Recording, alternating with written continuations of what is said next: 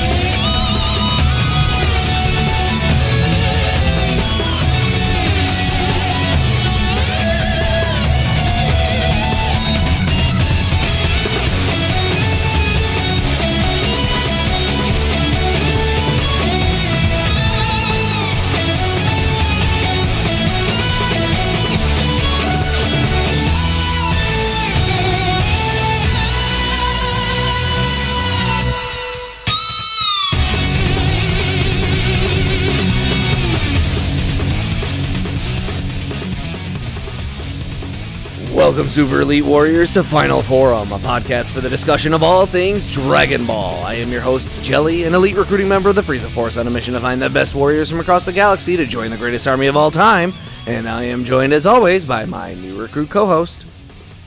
This is the Bekinney. Have you found that, whatever it is in the air ducts yet? I mean, I'm kind of actively trying not to, since I'm pretty sure it'll kill me, whatever I do. What? Where in the universe would you get that idea? I don't know.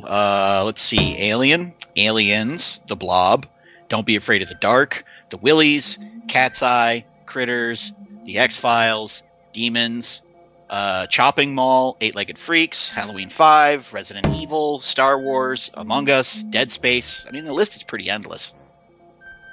You made those words up. Last episode, you said you were setting up the premise to a classic horror movie. I don't think you listed off solely horror movies. We've talked about half of those things on this podcast. What we talk about during our topics and what happens in our daily lives have no bearing on one another. I don't mix my work life and my personal life. Listen, can you maybe tell me if I'm closing in on the other biosignature in here? I'd like a heads up when I'm gonna die. I find your lack of faith disturbing. That's literally Darth Vader. What? Oh. Well, I can confirm you're closing in on the other biosignature. I think. You think? Well, at your rate of travel throughout the ducts, you should get to it within the hour. I still barely understand why you're not the one in here. Seems like you'd be able to move around faster. Yeah, if it were me, the job would probably already be done, but this is good training for you. In what possible way? In that I get to see how well you can focus on two things at once.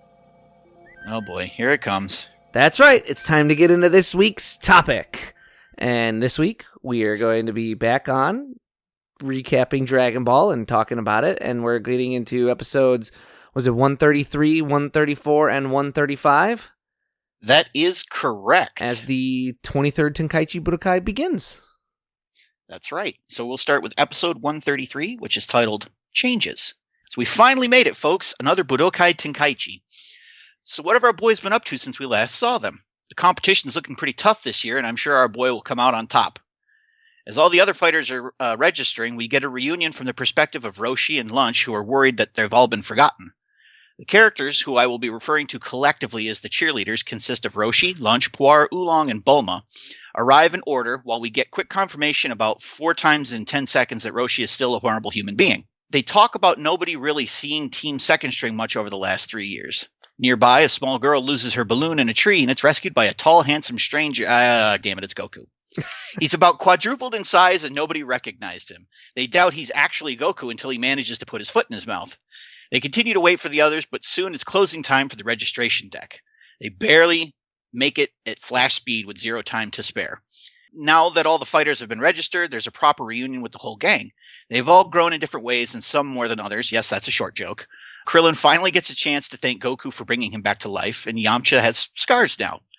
Once everyone starts turning down for the evening, Goku reflects on the fact that Piccolo Jr. should also be competing and ups the stakes on this tournament, as Goku now has a motive other than fighting strong guys. The others prepare for the fights in their own way.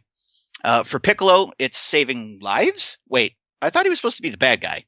Anyways, the following morning, festivities kick off, and the boys prepare for the prelims. The scrappy teenage turtle students share a bit of camaraderie with their new uniforms, but the joviality comes to a halt when Piccolo Jr. walks in. And that sets us up for episode 134, titled Preliminary Peril. Round 1, fight! The warm-up room is full of tough-looking customers, but Piccolo Jr. is only the second most intimidating one there. Some crazy lady hits on Goku, then freaks out on him. Or at least that's what Goku thinks. The rest of Team Turtle Crane thinks he probably knows her somehow. There's also a masked fighter that definitely isn't Yajirobe. The cheerleaders find their seats after Roshi gets a much-deserved ass-kicking. No, he doesn't get a pass because it wasn't his fault. Back in the green room, if you will, the fighters draw lots with Chiaotzu's help, and the brackets are pretty much set at this point. The Turtle Cranes are spread out so they can make it further into the tournaments without having to fight each other. They wonder where Piccolo Jr. and Crazy Lady are placed, but the time to wonder now is not. The prelims are starting, the first show-off of their skills. So who's up first? Goku, of course. His opponent? Why, it's Choppa-O, a repeat from last tournament. I'll restore my honor, blah, blah, blah, stake my reputation as champion, blah, blah. Look at the fruit of my training. My face in relief from below is horrifying. Oh no, I'm unconscious. Everyone else is weirdly kind of hot for Goku now. Crazy Lady and not Yajirobe make quick work of their opponents along with the rest of Team Turtle Crane, except for Chiaotzu. While managing to keep his life, he is knocked out of the tournament by none other than Pai. It would appear Piccolo Jr. isn't the only one out for revenge, and he's a cyborg now. That brings us to episode 135, Battle of the Eight. Round 2, fight! The prelims are wrapping up when we make our way to the semifinals. Everyone's hype and the stage is set for explosive matches with pathos. Losers are being carried out on stretchers, sorry Chiaotzu, and Yajirobe's out? Who beats him? Some middle-aged dweeb? What? He slipped? Was Toriyama drunk when he wrote this? Anyway, the rest of our cast make it to the tournament proper. They draw lots, and our next round of fights are as follows. Pai versus Tien, Goku versus Crazy Lady, Piccolo Jr. versus Krillin, and Yamcha versus the dweeb. The boys take the break time to catch the rest of the crew up on everything that's happened so far. Everyone seems most worried about Pai except for Goku. Crane Hermit shows up to gloat, but Goku's positive. Tien will win. The semifinals are now ready to start, and everyone takes their places either in the crowd, behind the scenes, or up in the ring. You know what? I'm kind of glad Lunch as a character was abandoned. Her whole shtick has sort of aged like milk at this point. Our first fighters, Pai and Tien, take to the ring. The gong is rung, and we are on our way to a hype tournament, folks. Yeah, this is where things are starting to get back into the swing of things. You know, this is where I liked these, even though to an extent we're still kind of just still building. These episodes sit so much better with me than the filler ones that we just went through. Absolutely. Yeah, the pace is a lot tighter. Obviously, we're going back to the source material, so like the storytelling itself is a little bit tighter. On top of that, there's some really nicely animated scenes in here. Don't get me wrong, it flip-flops back and forth pretty badly between some of these episodes, but there are some really nice shots in these episodes. I think this is going to be our very, very open discussion at the end, but the Piccolo moment saving the little boy is like really looks awesome.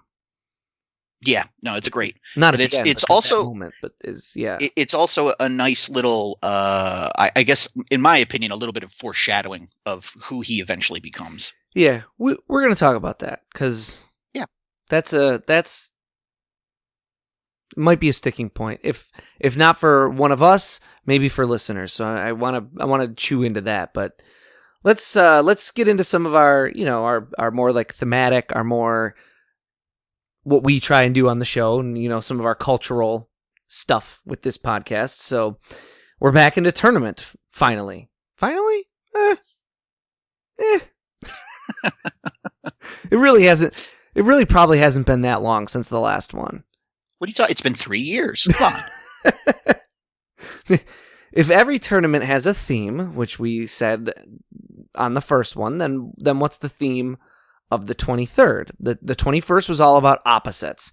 We had big versus small, stinky versus no nose, male versus female, young versus old, and then it culminated in the opposite of opposites in the finale as Goku and Roshi mimicked each other and did like monkey see, monkey do stuff. And then the 22nd was all about darkness and light, masters and apprentices, which path to follow, culminating in Tien choosing the light instead of the dark. Our theme this time is mysteries. Cue the Unsolved Mysteries music. I might drop that in. Where's Robert? Rest in peace, Robert Stack. That show used to freak probably everyone out our age. Oh, yeah. Who watched it. But yeah, every participant that we don't already know is going to have some sort of hidden backstory to them, whether that's hidden to us or hidden to the characters in the show or both, and it will be revealed usually to us slightly before the characters. So just as a for instance, when you remember when Goku fought against his grandpa Gohan, even if as a viewer you didn't know that heading in, it gets revealed to you, the viewer, far before it gets revealed to Goku. That'll be happening. So even if there's a character that you, the viewer, don't know at this point, it'll be revealed to you before too long. First, before we get into this tournament, let's talk about some of Toriyama's opposites here. There's a storm on Papaya Island. It's not the calm before the storm, it's the storm before the storm. Oh, oh.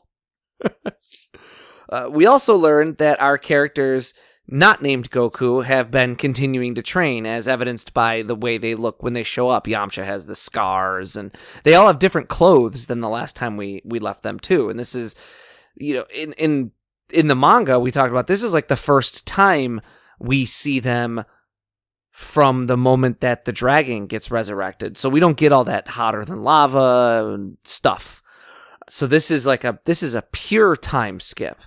They're not just training with Roshi. They've been out doing things. They've been performing their training, their shugyo, in the real world.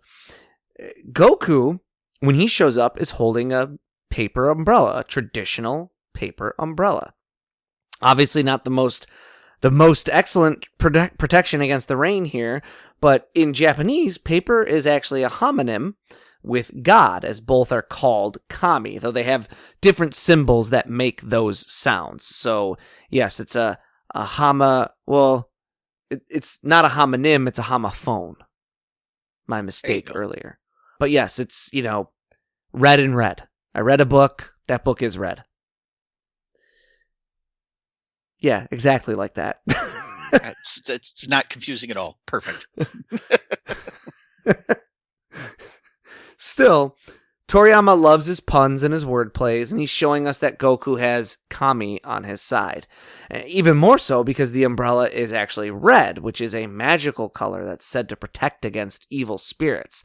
It also serves as a reminder of who Goku is at heart. He's using this paper umbrella. It's something more natural, something from his surroundings, something that's not synthetic, because Goku is, as we talked about way back in our first episode, he is a naturalistic being. He is just in tune with nature, and so he's always going to be more simple and simplistic. His friends, on the other hand, are using synthetic materials, so again, you got that opposites. Goku's a being of nature, so he's still connected to his roots. His head is wrapped in a turban, and of course this is to signify that he has completed his training with Popo, who also wrapped his head in a turban, but it's also our first little mystery of the tournament. Like Bekinney mentioned, it's there's this character. Oh wait, it's Goku. But it is. It's that like 30 seconds. It's the characters don't recognize him. I feel like even I was like, yeah, that's Goku.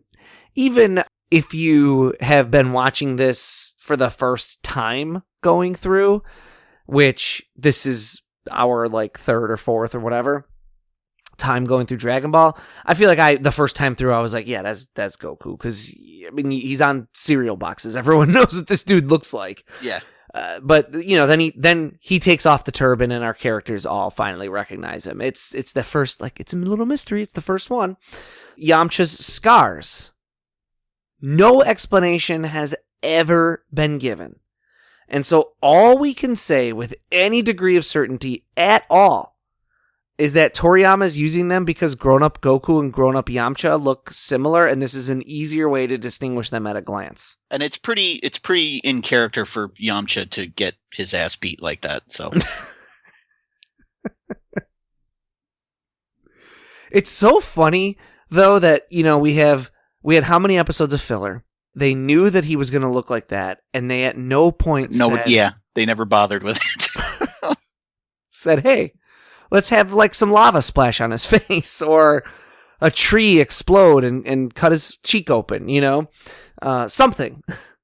Now, Tien and Chiaotzu, they are no longer wearing the Suru kanji on their clothing. Their kanji have their own unique kanji on them now on their clothing. Tien's is the kanji for 10 or heaven, which we've talked about. Bekinney and I say Tien because especially I am like a filthy dub watcher, and that's what he's called in the dub.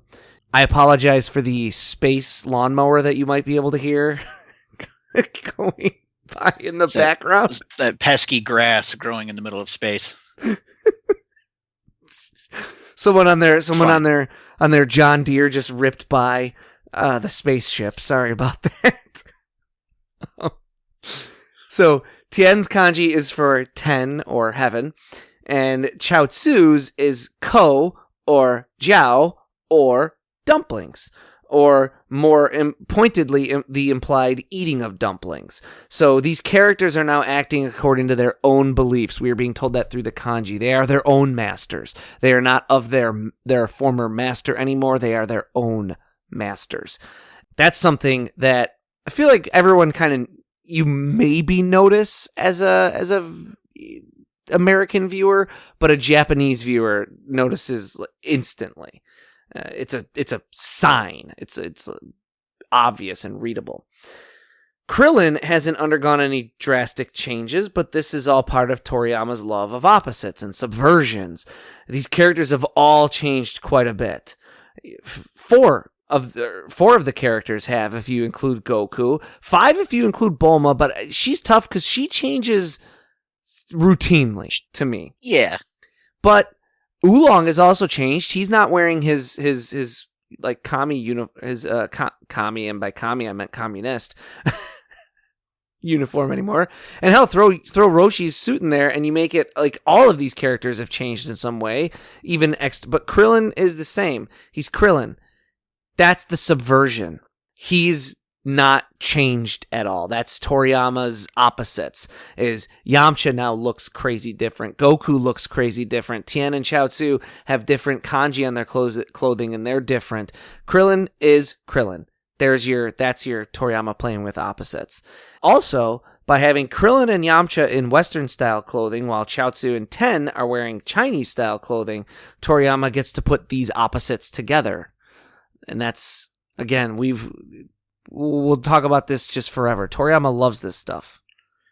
I think Lunch also is wearing like a different dress than normal, if I remember correctly. So it's literally everyone except for Krillin has changed. Yeah. It's great. I love it. So we've kind of pivoted here again. Goku starts Dragon Ball as a prototypical shonen hero. For those of you that don't know, shonen basically means young boy. And it's supposed to signify like the type of manga, the genre, if you will. But Goku is no longer a shonen. He's not a young boy anymore. He's a young man, or a seinen, or like a youth, I guess you would call it. Seinen manga tell more mature stories about more mature characters and are targeted at a little higher, say like maybe teenagers to young men, rather than like 8 to 15-year-old boys. Though Dragon Ball is never officially called a seinen manga at any point and keeps appearing in Weekly Shonen Jump, we're going to see the story start evolving into more and more serious realms as its characters become more mature men. Toriyama is again breaking the mold here. Not only is he doing a time skip, which was already rare, now he's significantly aging his character and showing him to have grown from a boy to a man. Granted, a young man. Torishima still isn't a fan, but he is more understanding of the rationale this time and more willing to go with it because it worked before. According to Torishima, Toriyama wanted the fights to be more intense and look more intense, and in order to properly draw musculature on people in intense fights, he needed their bodies to be bigger, so he needed to age them up a bit. The Toriyama style for a young character makes his head disproportionately large to their body and makes it difficult to draw muscles bulging in fights. So, though we've mentioned that Toriyama has already been skewing proportions when he had Kid Goku fighting Piccolo, he feels he's trying to retain his style too much and not allowing the fights to look intense enough. Torishima again sits in his office waiting for the inevitable calls of complaints, but none come. Well, technically one comes, but it's from an adult who says Goku looks weird this week, and aside from that, the popularity of Dragon Ball doesn't wane, as Torishima fears it might, given the drastic changes to the characters, but instead it only grows. Torishima notes that what makes Toriyama unique is that he does whatever he, as the writer, wants to see, not what he thinks the public wants to see. He's not trying to please anyone, and by Toriyama's own admission, he's actually trying to aggravate his readership. This is a big part of what makes Dragon Ball its own unique appeal. It's never doing what people think they want in the moment and never getting too comfortable resting on his laurels. It's changing and growing and thus maintaining relevance.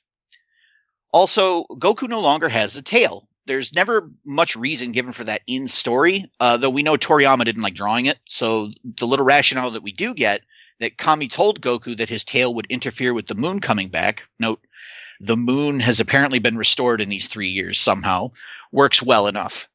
We also see Piccolo. Again, here, though we and a couple characters know who this is, many are in the dark about it. The character's identity is a mystery to all but Goku and Tien, who are the two most enlightened characters. Yeah, it's just, I think that's like so interesting, because one thing that I've heard, and I don't know if this is true, is as Toriyama was drawing and wanted to draw his fights more intense. Again, this is like a hearsay thing. I don't think this has ever been confirmed anywhere. Mm-hmm. But as he wanted his fights to get more intense and wanted to, because Torishima was also pushing him to do that. He was the one who was pushing him, like, have a real villain, have a villain that you're not undercutting with comedy. And Toriyama was like, fine, I'll just make him you. But one thing that hasn't been confirmed is Toriyama potentially feeling a little bit uncomfortable having big, hulking, evil adult characters wailing on a young child. Yeah, probably not the best look, to be honest. So aging the character up helps you get the fight be more serious and not put any sort of taboo like, oh, they're doing it's a child type of thing. Not sure if that's true. I've heard it. So it seems logical. Well, I think so. It's tough because that sounds like a very American complaint, doesn't it? Like, it doesn't sound necessarily like a Japanese complaint, personally. But you never know. Who knows? So note also that when they're drawing lots in the tournament, they're not drawing their lots with wooden balls for the preliminaries, which they did in the past 2 tournaments, but they're using strips of paper. Again, kami. But in Shinto culture, paper slips are called okamikuji and are placed in boxes at shrines. Guests make an offering at the shrines and draw a slip of paper. The slip of paper is a fortune, and it can be good or sometimes turn out to be a curse. The result is a mystery until you get your fortune and see if it gets fulfilled, just like the results of drawing lots at the tournament. Except that Chiaotzu is rigging things. So again, Toriyama's playing with opposites. It's not purely up to fate to decide. It's like that he's playing with, you expect, the expectation is that fortunes that come in these things are random, but here a character is rigging them. He's undercutting you. He's also playing with language. Kamikuji has the radical for kami embedded in there. Again, homophone, but Toriyama knows what he's doing. He's introduced us to the character of Kami up in the lookout or heaven or whatever, and he's now using kami paper strips to draw lots. Interesting little note, King Choppa's stance that he takes when he's getting ready to fight Goku. This is the first time that we see what's kind of become known as Toriyama's default ready-to-fight stance. You're going to see this in forever. Like, you're going to keep seeing this over and over and over. This exact stance that Choppa takes, which is, I mean, we've seen similar, but just this exact, like, knees bent, arms up type of, you're going to see characters take that stance over and over and over and over and over. It becomes one of his signature visuals. Note that Toriyama never shows us any of the training. Toriyama never shows us any of the training of Krillin, Yamcha, Tien, and Chiaotzu. But given that they can now sense ki, and that we've already seen everything Goku has been through, we can surmise that at the very least they've trained with Korin and more than likely drank the actual divine water. What's that one? The super divine water? I think it was super divine water. Super god water or something like that. They might be behind Goku, but they're keeping some amount of pace, at least for now. Yeah. They're doing things he did just at a later time and without Toriyama explicitly showing us for brevity's sake. People take issue with that sometimes, I think. It almost seems like, well, Krillin could just do it, but just a couple years later, doesn't that undercut everything Goku went to do it? I don't think so. No, because he did it younger than everybody else. Yeah. And yeah, he did it younger than everyone else. I think you have to figure out some way to keep these characters at least semi up to speed with Goku. Otherwise it really does just become the Goku show, which I know is a common complaint about Dragon Ball Super. But again, I think we'll talk about Super when we get there. I think it tries at various times to try and give other characters spotlights here and there, because having something be just the Goku show is more or less how like the Red Ribbon stuff went, and I still think that's maybe the weakest stuff in Dragon Ball. Yeah, and plus, like, as much crap as we give Toriyama for like not remembering his own lore, this is one of the few instances where I feel like he's being really consistent, because he's established that these things are out there. So of course, when they learn what Goku went and did, they would go and do the same thing themselves, because they're constantly chasing after him. Right. Good point. Excellent. And then Tao Pai Pai is a cyborg now, and his design is very much inspired, though certainly not ripped directly from, Ultraman, and also Kamen Rider. You can see it. If you're a fan of these shows, you can see it in there. And I also think it's a little bit of Toriyama doing more of his opposites thing. Kamen Rider is the hero of Kamen Rider. He is a guy who transforms into a bug man, and when he transforms, he gets like a red like visor that kind of falls over his eyes, and it's really not exactly the same as what is going on with Tao Pai Pai, but it's like marginally similar. And I think, again, this is Toriyama saying like, hey, there's these hero characters that I like, whether they are the Sentai heroes, which are like the Power Rangers, or the Tokusatsu heroes, which, you know, your Kamen Riders and your Ultramans. These hero characters that I like. Let me like steal some elements from those designs for my villain. And it's funny because Toriyama mentions he's bringing him back.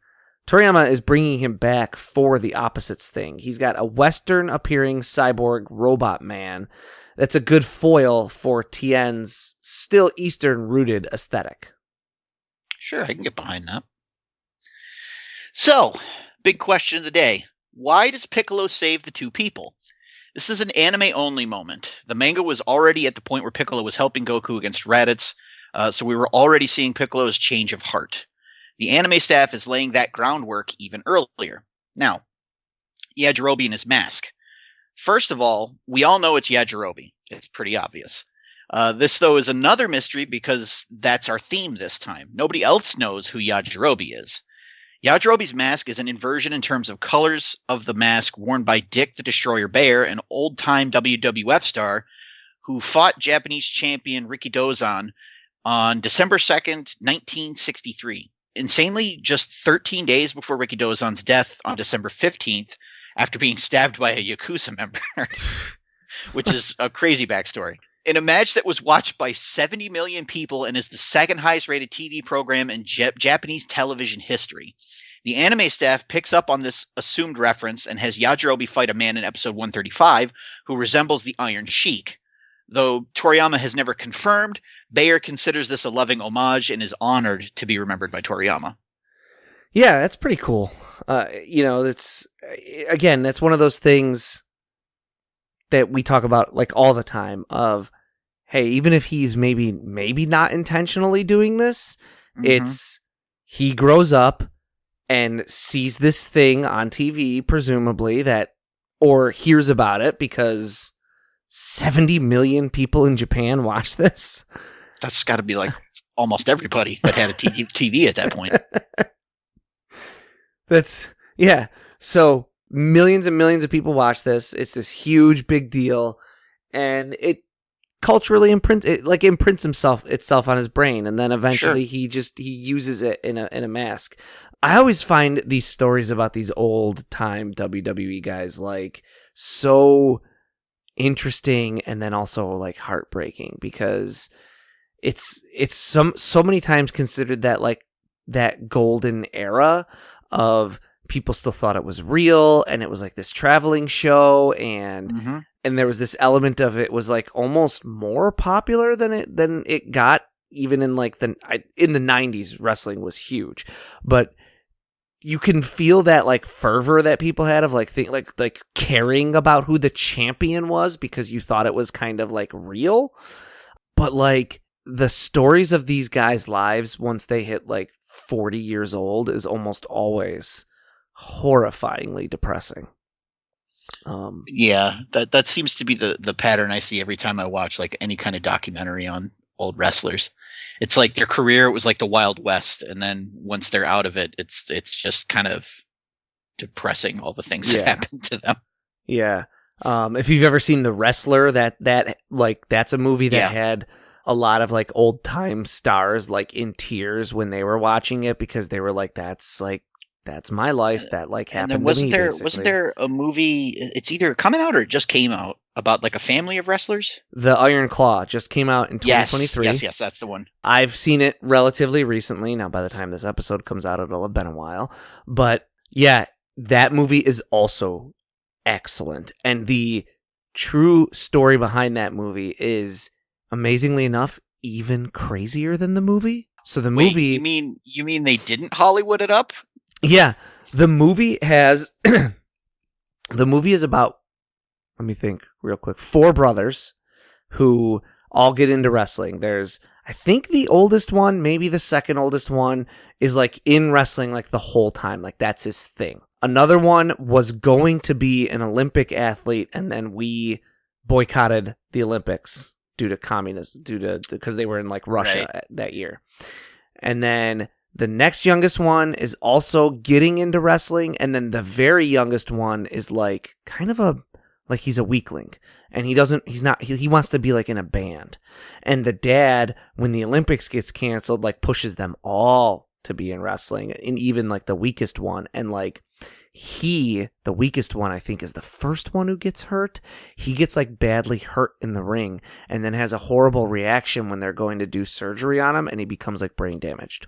Jesus. He can't live with that. Like he can't live with himself anymore, and he completes suicide. Oof. Then another one. Spoilers, by the way, for anybody listening. I mean, this is just the true story of their lives.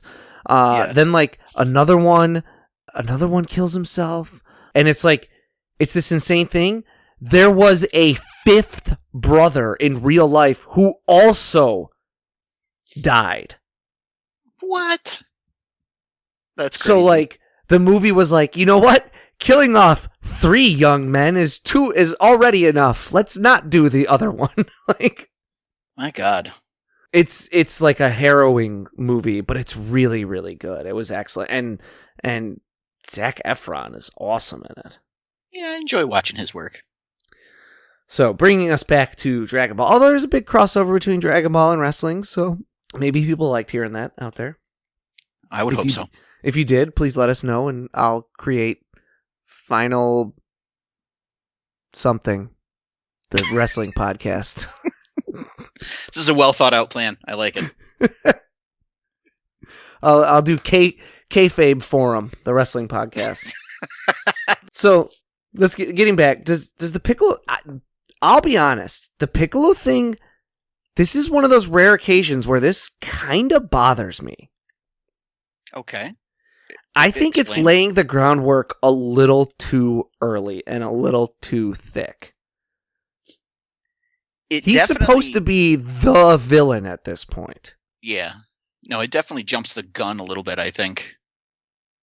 Like, it's not really earned yet, you know? Right. Especially when, like, we witnessed him, like, as a small child, like, light that couple's cabin on fire and then sink that ship. And then all of a sudden he just decides to, like, help these people? What's going on here? Right. To me, again, this isn't like, I'm not, like, mad about it. I don't get, it's not worth it to get mad about Dragon Ball. That's insane. It's the most nitpicky of points, probably. And yeah, but, like, it does, to an extent, I think, undermine Goku a little bit. Like, the thing that makes Goku special is that he sees these people that other people think are irredeemable, and believes that because he's stronger than them and can keep them in line and keep them from acting out and killing anyone else because he'll just stop them, that'll give them the opportunity to change themselves. Yeah. And if a character is already laying that groundwork for himself, then it doesn't really make Goku's decision to spare Piccolo's life daring. Yeah. No, I could see it. I do appreciate it for its foreshadowing a little bit, but yeah, I think they jumped the gun and went a little heavy with it, in my opinion. I think maybe there's a better way to do it, where he does it almost like because it's convenient for him. I can't think of Well, I think maybe a good way to do it in my mind would have been like in these other fights that he has in the tournament when there's energy attacks used and things like that. If he were to like fire something off and say like Krillin dodges it, and then it's like headed straight for the crowd, and he like makes it veer off at the last second. And the distinction there being that like King Piccolo would not have cared about collateral damage, but for whatever reason, Piccolo does. I think this would work really well.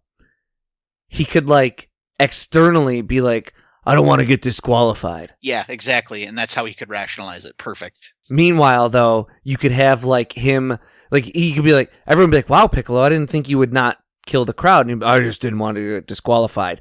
But as he's walking, like, right, because he fights Krillin, right? Yeah.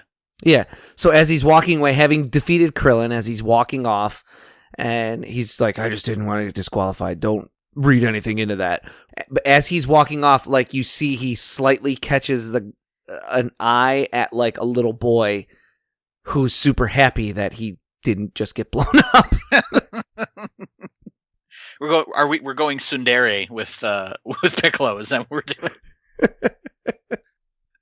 I just didn't want to get disqualified, Baka. It works. Like that works better than him just randomly saving some kid for no reason. And it doesn't seem like a complete 180 for 10 seconds. So then I have him like 180 right back, and everyone be like, oh, I feel the most intensely evil ki I've ever felt or whatever. And you're like, he just saved a kid. Is that like...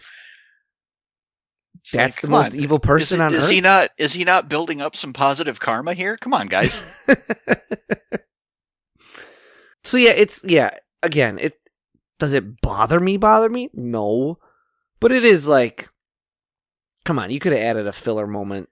You could have added a filler moment of him like intimidating a crowd of people like, or something. All the things having to do with like Piccolo's backstory, and then all the things that we learn about Namekians in Z in the near future here. I think this is probably like the smallest thing to take issue with. But yeah, it seems a little out of left field.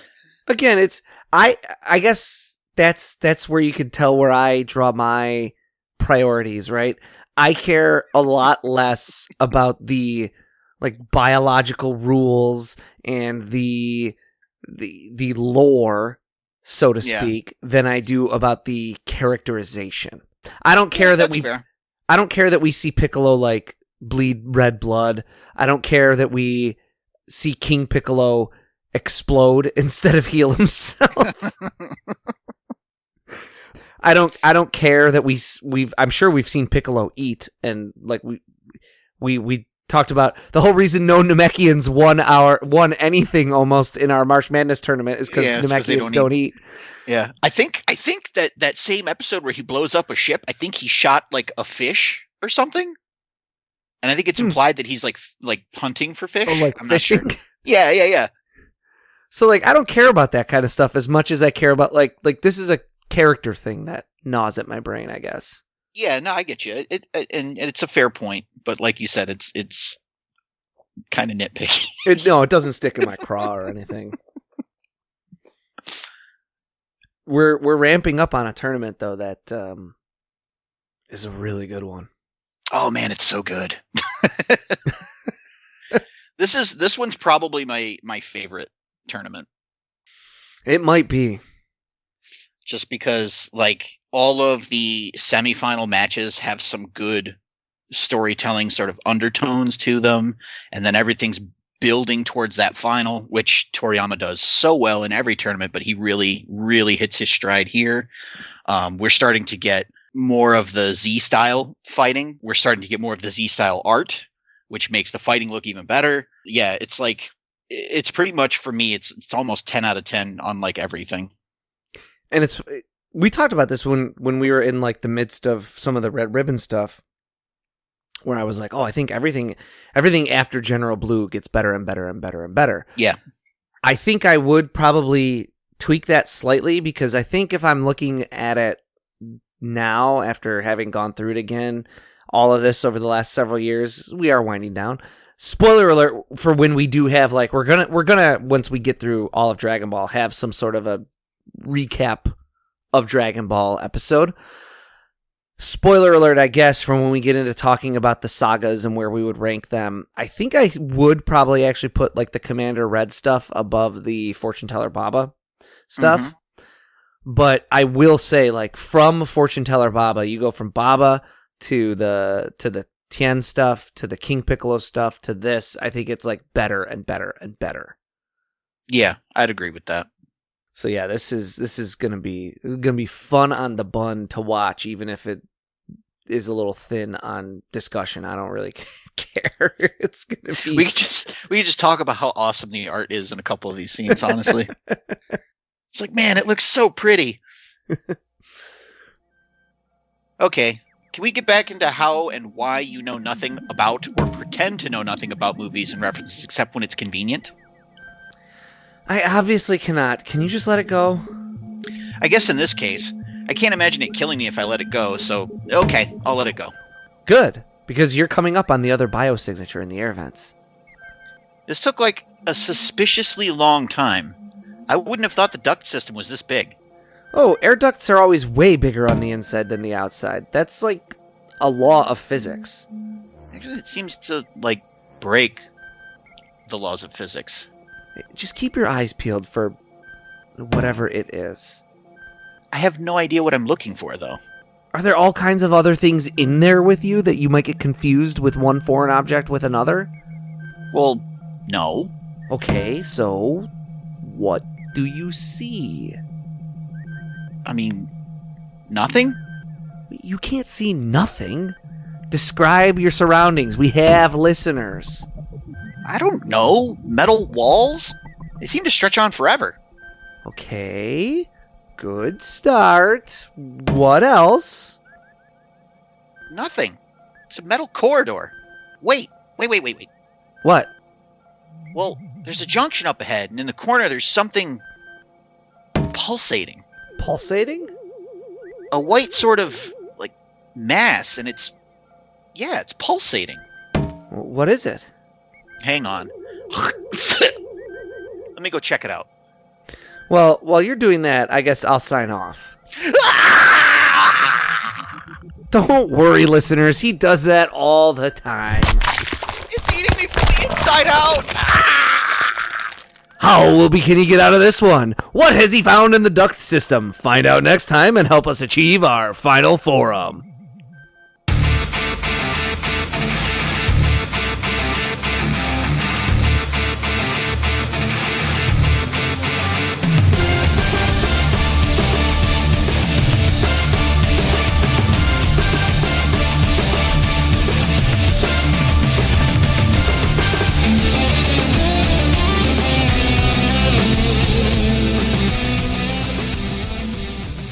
Forum is written and produced by Tom Gwelly. It is performed by Dan Kinney and Tom Gwelly. Our webmaster is Dan Kinney. Our theme music is provided by YouTube content creator GVG Kit. Want to learn more about the Dragon Ball universe, including concept art, behind-the-scenes interviews, and recommendations from Jelli and Bekinney? Connect with us on social media. Like us on Facebook, follow us on Twitter at Final Forum Pod. Make sure to subscribe, rate, and review wherever you receive your podcasts. And of course, make sure to share it with your friends and family and help us spread the word of the glory of Lord Frieza. The Frieza Force thanks you for your listenership.